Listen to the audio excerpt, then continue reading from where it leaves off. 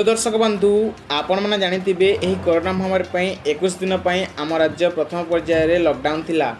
से लॉकडाउन समय रे प्रवासी श्रमिक माने अन्य राज्य रे फसी रहितिले, सेते पई सेमानंकु बहुत असुविधा सम्मुखीन होबाक पड़िथिला। से समय रे जणे बॉलीवुड अभिनेता एवं से टॉलीवुड रे मध्य काम करंती जहार ना हला सोनू सूद। से निज खर्च रे प्रवासी श्रमिकंकु निज निज घर को फेरैथिले, हेले से पुणी प्रवासी श्रमिक पई आउ गोटे पाद आगई छंती। से गोटे ऐप बाहर करछंती जो ऐप रे प्रवासी श्रमिक मानकु चाकरी मिलिबो। आप माने जेमती आपण माने देखिथिबे आपण मोबाइल रे व्हाट्सएप फेसबुक यूट्यूब थाई एई भली से गोटे ऐप बाहर करछंती।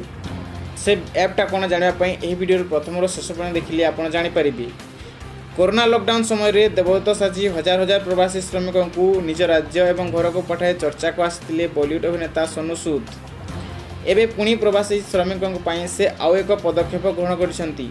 लॉकडाउन रे घर को फेरी लक्षाधिक श्रमिक निज रोजगार हराइछंती। तेणु श्रमिकों को रोजगारक्षम करबा पई बुधवार से गोटे ऐप शुभारंभ करिसंती जहार नाम है प्रवासी रोजगार ऐप। एही ऐप श्रमिकों को अति सहजरे चाकरी खोजबा को सहायता करिवो। एथिपाई सेमानकु कोनोसी पैसा देबाकू मध्य पड़िबो नहीं। एही कार्य पई सोनू निज इंजीनियरिंग बंधु मानक सहायता नैछंती। केतेक कंपनी एवं एनजीओ तांको समर्थन करछंती बोली से सोनू सूद कहिसंती। तेबे एही ऐप एबे इंग्लिश भाषा रे थिबा बेले खूब शीघ्र एहाकू 5टी भाषा रे उपलब्ध करा जिवो बोली से कहिसंती।